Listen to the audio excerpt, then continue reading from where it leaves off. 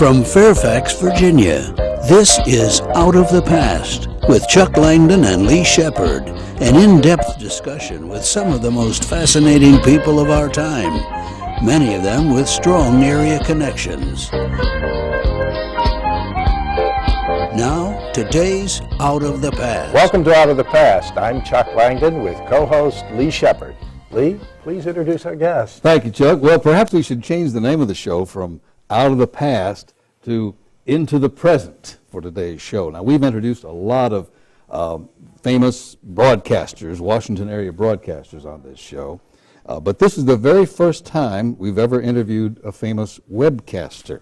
The website DCR TV is the internet version of the New York Times for the Washington, Baltimore broadcasters.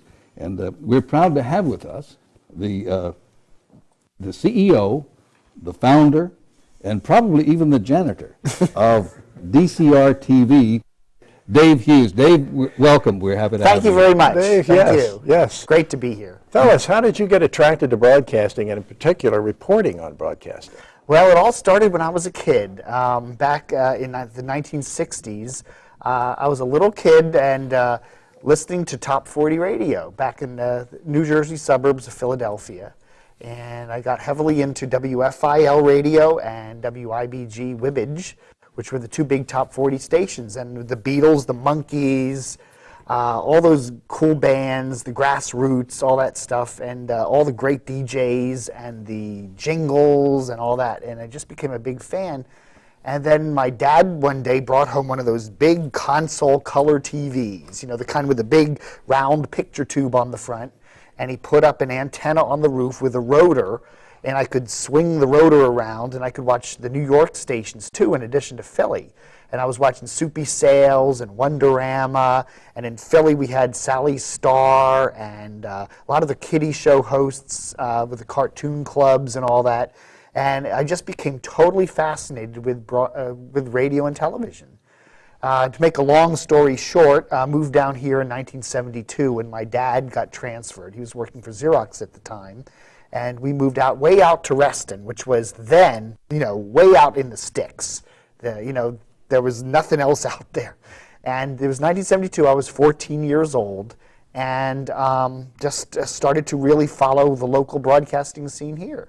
I transferred my Top 40 radio love over to Ween 1390 out of Arlington, which was, I thought, the coolest station at the time, and the old WPGC, which was 1580 AM, and Wheel in Fairfax, which was a Top 40 station back then, and just kind of brought my love of radio and TV down here. And it kind of puzzled me because I couldn't find radio stations, Top 40 stations in this market that stayed on the air at night. You'd listen to Ween, and at sunset, it just vanished. Right in the middle of the song. They'd be right in the middle of the song and go pop, and then just silence, and you'd hear the static. And I couldn't figure that out because, back out, Reston was so far out back then, and the nighttime signals just didn't cover that far. And it was a year later that I suddenly discovered FM. And I realized that WPGC, at least, was also on 95.5, and I could hear the signal there. And then you had WASH, which was a really cool, what they called middle-of-the-road MOR station, full-service station with news and everything. It was just a great station. And then I just, went up and down the dial. The old WMOD 98.7, if you remember that, was an oldie station. And I was also doing a lot of AM listening to the old skywave signals. At night you could hear WCFL out of Chicago and WABC out of New York and WKBW out of Buffalo, all local. The Chicago station sounded different than the Buffalo station, different personalities. My love of radio and television grew. How did you get the idea to do what you're doing now?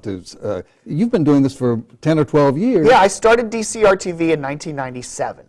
I don't know, the internet came along in the mid-90s, and I decided to put up a website. I was doing some freelance work for various trade publications. I had worked for TV Tech and Radio World in the 80s. They were based in Falls Church, and I covered a lot of broadcasting things. And by the mid-90s, I was thinking it would be fun to kind of just, see what's out there in terms of the internet. So I started a website, which was just personal stuff, and I had a page or two on local broadcasting. And I just put up my memories, basically, of what I had done and what I'd heard. And it seemed like that's the only part of my website that people really cared about. Nobody cared about my other interests. So I decided to just focus on that. And I thought up the name DCR-TV for Washington, D.C. Radio and Television. And that was in September of '97. And that's when it officially started. And it's just been growing ever since. And you update this daily. Yes. These stories. Oh, yeah. Yeah, we're like one of the only local media sites, and I treat it very much like a news site. We have news updates every day, even holidays and on weekends. We have a mailbag page where people come on and just post all their crazy views and all that. We have a whole nostalgic side to the site where we have tribute pages to local radio and TV greats. We don't just cover radio, we cover television. The whole media. We do newspapers, the Washington Post. I cover Baltimore, so we cover that. We cover that whole media market in there too. And then I have other sub-sites that cover the New York, Philadelphia area and the Boston, Hartford, Providence area. How do you develop the stories? I have about a dozen different websites that I check. There's some broadcasting trade publications like All Access, the old Radio and Records, which is no longer around. And then there's a lot of TV sites out there. And then I just have a lot of sources. There are a lot of people that work at local radio and TV stations that just love to tell me what's going on. I was going to say, you keep saying we. We is me. That's what I thought. I'm the royal we. Yeah. You really are a one-man band operation. It's always just been me, yeah. You work in your underwear. Maybe you I do. It's really nice to get up in the morning on a snowy morning and realize I only have to walk about 5 steps. That's my commute in the morning. No, people ask me, isn't it a lot of work? And it is work, but to me it's fun. I love doing it. It's my bliss. I love doing it. So I will often wake up at 3 in the morning and can't go back to sleep, and I'll go check the email, and then there's a couple really good emails, and I'll update the website. It's 3:30 in the morning. Yeah, I do that a lot. Is your audience other broadcasters? Oh, yeah. We have a lot of people in the broadcasting business, but we also just have a lot of other radio and TV fans. I try to gear the site for everybody. I don't try to make it an industry site. A lot of the sites you see out there are geared to like people in the biz, and I try to make it open to everybody. There's this whole thing in broadcasting where it goes from the television and radio to the public. And there's a one-way kind of street there. And for so many years, that's the way it was. And now, I think with my site and with others like it, we're turning it back. And we're saying, no, wait a minute, it's a two-way street. You can now talk back to the broadcaster. You can tell the radio guy, the TV guy, the newsman what you think. And to some people in the business, they don't like that. There are a few people out there that really take offense at the fact that, hey, they're getting that criticism right back at them. A shock jock can get on the radio now and say something, and in 10 minutes, there's a whole bunch of people shooting back at him saying, wait a minute. A lot of people don't like that, and a lot of people like it. I think a lot of the true professional broadcasters who are really in it to listen to the audience like the fact that they get the feedback like that. And you break a lot of stories. Yes, we do. Yeah. Yes, I do. Yeah. But I don't know that you get credit for as many stories as you break. I find that's maybe the sincerest form of flattery is to get ignored by the competition. We do. I do scoop a lot of things. For example, there was a story just this morning. We're taping this show on, the 16th of January. There was an article this morning on Donnie Simpson, longtime radio guy at WPGC and WKYS before that he's negotiating out of his contract because his radio station's, basically budget cutting like crazy, and he makes a lot of money. Well, I broke that story 3 or 4 days ago on my website, and I had to argue with the guy at the Washington Post to even get a credit in that story. Say, can you please say, hey, at least, admit that we did break the story a couple days ago. And he kind of hemmed and hawed and went, all right, I guess I'll give it to you. So if you open your Washington Post this morning, at the very end, there's a little thing saying, well, this crazy little website broke the story a couple days ago, but you really have to fight for that. The Post, the Baltimore Sun, a lot of the other trade publications, they just like to pretend we're not there. Well, it may be that soon they won't be there. Some of them have already gone away. And it's not just me. It's like the Washington Post today has a tremendous amount of competition from other sites like me that cover other areas. I mean, I'm only covering local media news. There are other people covering politics and everything else.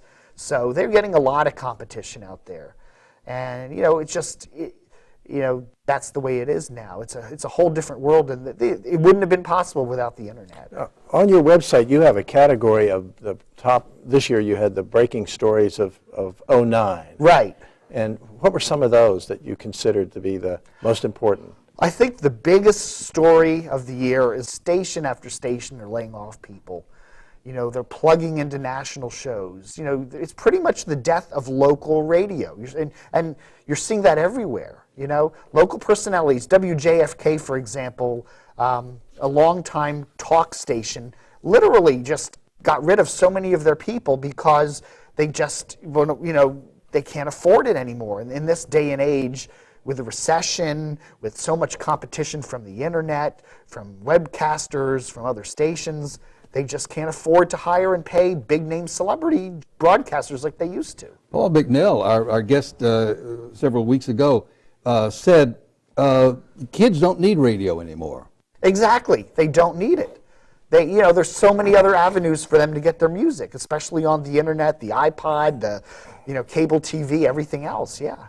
That's interesting because you list on your website the top, 5 or 6 or 10 stations. Oh yeah, we have that minute by minute number. Yeah, we get them every week, right? And number one is WASH. WASH has been number one the past couple weeks because of the Christmas music. Yes.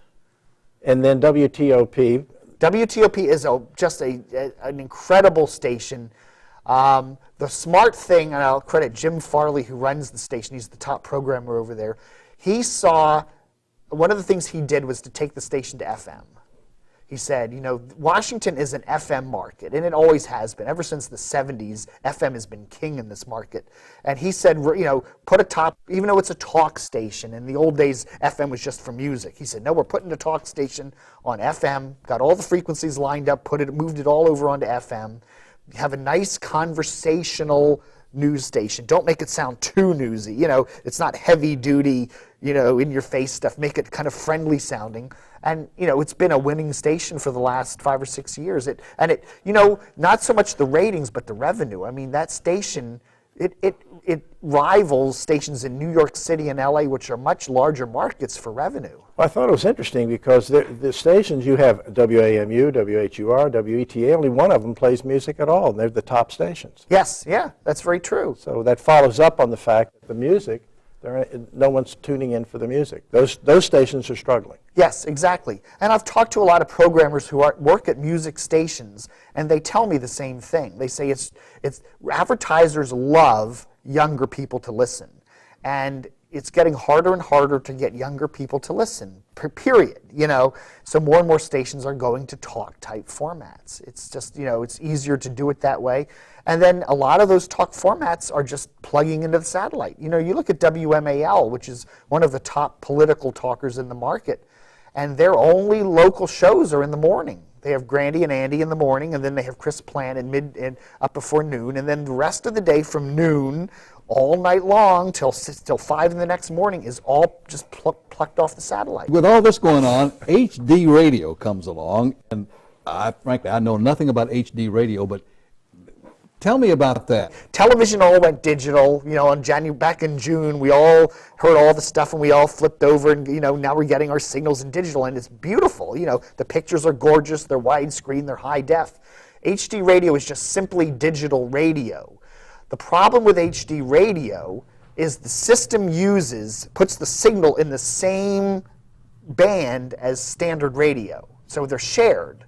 So you basically have a signal on 101.1, the analog signal in the middle, and then the digital on the sides, and it doesn't work real well. The reception is difficult. If you have an HD radio, for example, a normal station like a major FM station, the signal will go out 50 miles easily. With HD radio, that signal will only go out about 10 miles, 10 or 15 miles. So it's hard to get.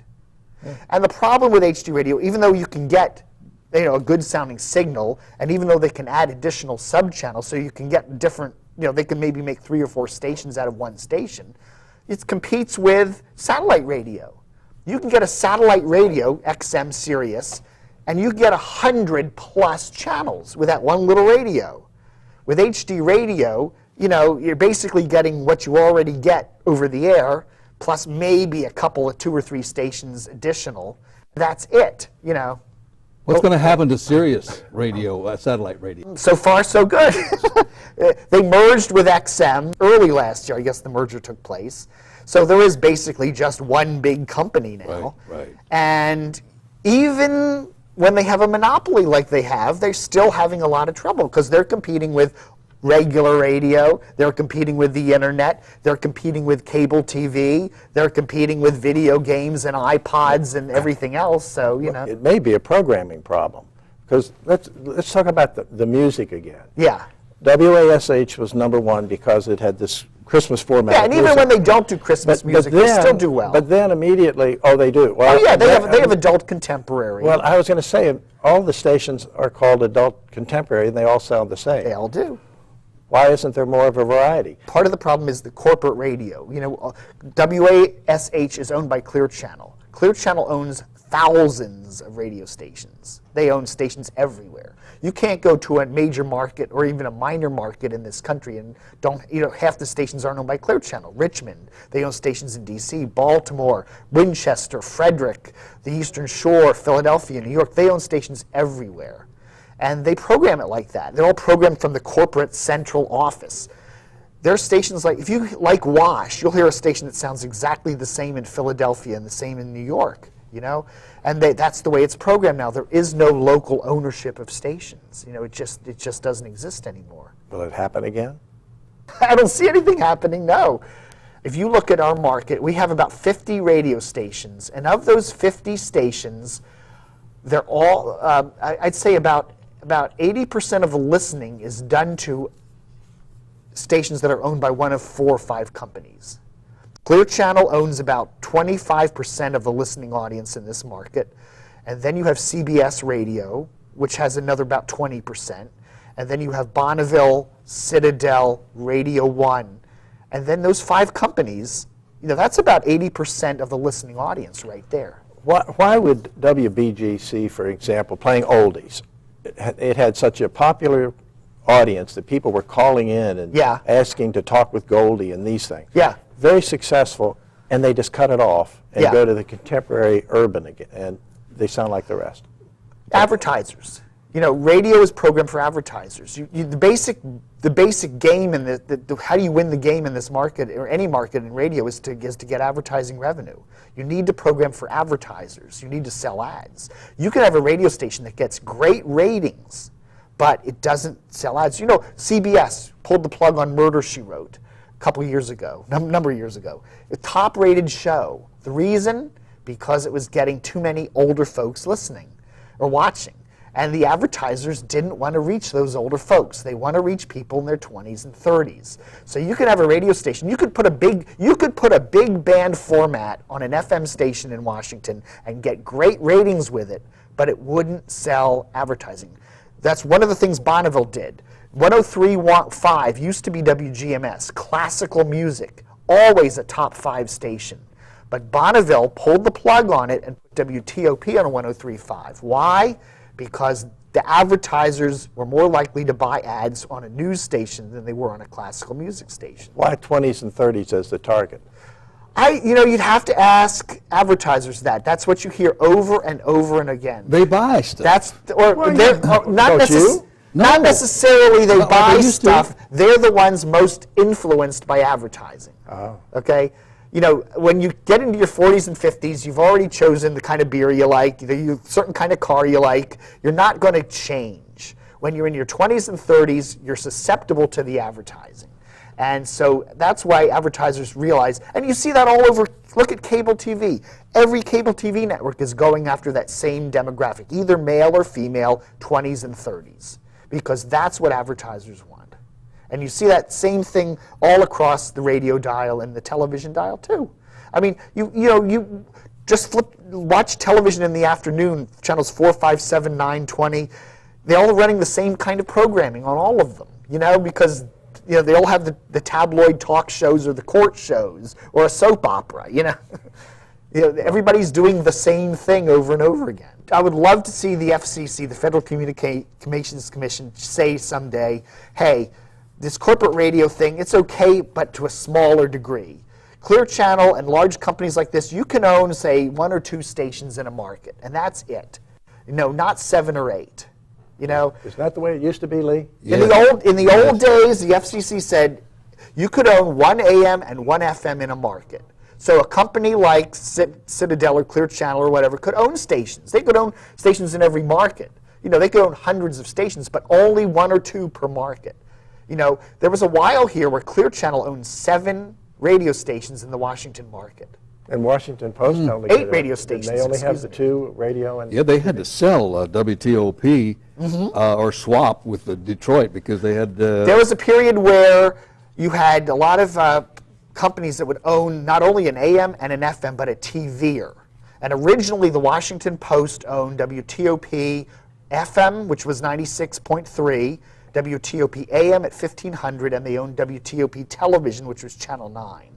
In the 70s, the FCC came down and said, now, we don't like one company owning a TV, an AM, and an FM in a market. So the Washington Post said, okay, we'll give away, they gave away the FM station to Howard University, which is now very popular, WHUR, and they traded the TV station with the Detroit News. So the Washington Post company still owns the NBC affiliate in Detroit, WDIV, I believe it's called, and the Detroit News took over WTOP TV. It became WDVM for a while, and then eventually Gannett bought it, and now it's WUSA. And WHUR is the number 5 in the WHUR is but the one thing that's unique about WHUR is that it is a locally owned station. Yes. It's owned by a local university. Yes. It's programmed as a commercial station, but it is a local station. Now, they're doing like everybody else. They're filling out their broadcast day with piped-in talent. I think they've got Steve Harvey in the morning now, which he's out of New York, like everybody else is doing. And getting back to Donnie Simpson, that's another thing. What's happening at PGC is, why are we paying Donnie Simpson all this money to do a local radio show in one market where we could get rid of Donnie, just plug into some satellite show from somewhere and pay a lot less? Now, are you promoting your favorite radio station? This is the WHFS, back when it was on 102.3 in the 70s and early 80s, was a free-form, locally owned radio station. And, you don't see that anymore today. No, I remember it very well. It had its fans. Yes, like and then it moved you. over to 99.1, and then had a whole bunch of different owners over the years. And then it kind of got commercialized, and then CBS bought it, and then it was alt-rock station, and then they pulled the plug on it back in 2005 and put Spanish on the frequency. It's called, it was progressive. It was called progressive because they let the DJs program it. The DJs could come on and play what they wanted. And today, I guess the format wouldn't work. It wouldn't get the ratings. But, I just used it as kind of like, it would be so nice if we could, maybe someone would just take the chance and say, let's just let the DJ give him his thing again and let him do it. We don't need a computer or a computer down in San Antonio program. Dave, that's the way we used to do it back in the 50s. Exactly. Yeah. Goodness sakes. Of course, we were limited a little bit. We couldn't say damn on the air or hell. But you see, today radio stations are owned by corporations. Yeah. And the corporations are answerable to stockholders. And, it's all about money, profits, and this and that. And so, they're just little widgets. That's all they are. And the people running radio stations today are not people that love music or even love radio. They're just, they're businessmen. And they're managing hundreds of stations all over the country. Now, on your website, you have a wish list. What are just a couple of your wishes? Well, as I said, one of my wish lists would be more local radio, more locally owned stations. And WHFS to go back to progressive is probably not. Or at least some kind of a little more enlightened version. I'm not naive enough to think we'll ever get back to the way WHFS used to be. But it would be nice if someone were to come along and say, you know, we're going to have a nice rock station or a nice big band station or whatever, and it's going to have local personalities on it, and we're going to let them kind of, a little bit of an influence, let them play kind of what they want, seat of the pants kind of thing, you know, and let the station sound like a local station. You know, we talk about how bad things are in radio today. You know, one of the good things is the internet. I mean, all of a sudden now, folks, individuals can get up there and have a platform and be up there with the big guys. I can get up there as one person and compete with the Washington Post. When was that ever possible, that one person could do that? You know, it's just, it's amazing. You know, today, one person can start a radio station. You know, if you want to go on the internet and promote it, you can start your own station. Does anybody listen to those stations? Well, that's the question. You know, you got to get promoted. You got to fight for your audience, that kind of thing. You know, so, you know, sometimes they do. You know, there are a number of internet-only radio stations that do very, very well. And the other nice thing about the internet is that you can listen to radio. There are good radio stations out there. For the rock music genre, WXRT in Chicago is a wonderful radio station. BBC Radio 6 is a wonderful radio station. There are cool radio stations around the country, and you can listen to them on the internet. Now, what's going to blow everybody away is in a couple years, very soon, we're going to have an easy way to get internet delivered to your car, okay? Can you imagine now, you're going to have a car radio, and on that radio dial, you can listen to any radio station anywhere in the world. You can listen, you know, because you'll be able to listen to via the internet, because it's coming in via the internet into your car radio. Now, all of a sudden now, car radios basically is where radio, if it wasn't for cars, who knows what would happen to radio today. That's where most radio listening is done. But can you imagine what it's going to do to local broadcasters when all of a sudden now you'll be able to hear music from anywhere? I think what broadcasters are seeing now is they're saying, we already realize that people are going to be able to get their music anywhere. But news and talk and local stuff like what WTOP is doing, there's always going to be a demand for that. I mean, you're still going to need to know the traffic. You're still going to need to know the local weather. You're still going to need to know, you know, the local headlines. And so what I think in the future you're going to have is a couple of stations like a WTOP, a talk station, a few stations like that. But I think you'll be able to get music from anywhere. You know, you will. You know, you're not going to have to listen to WASH anymore. If you want, you can listen to a station in New York or LA or in Paris. I want to tell our listeners that you have a plan for how you would remix all the different stations and utilize them, and I think they should go to your website and read that. That's a typical of what's so good about your website. Well, you know, I think to some degree, I think I may inhibit that because a lot of radio people go to my website and then they see my suggestions and they go, I'm not taking the advice of some crazy old guy you're working in his underwear. I really think that. I think they think that. And they just say, I'm not going to do what he says. Well, if a change occurs, we're going to credit you. Thank you very much. That's half the battle right there, you know. I'll tell you. You think this guy's great? He is. Boy, does he love what he's doing, and he's doing it. That's a real service. Yes. Oh, mercy. You know, the only thing even close to your website, back in my day, I'm talking about the 50s and the 60s, was Broadcasting Magazine. Oh, yeah. I was always a big fan of them. Sure, yeah. Are they still around? Yes, on the internet, sure, yeah. Oh, yeah, they have broadcasting, they're called Broadcasting and Cable, broadcastingandcable.com. Sure, it's still a really good website. But it's nothing like yours.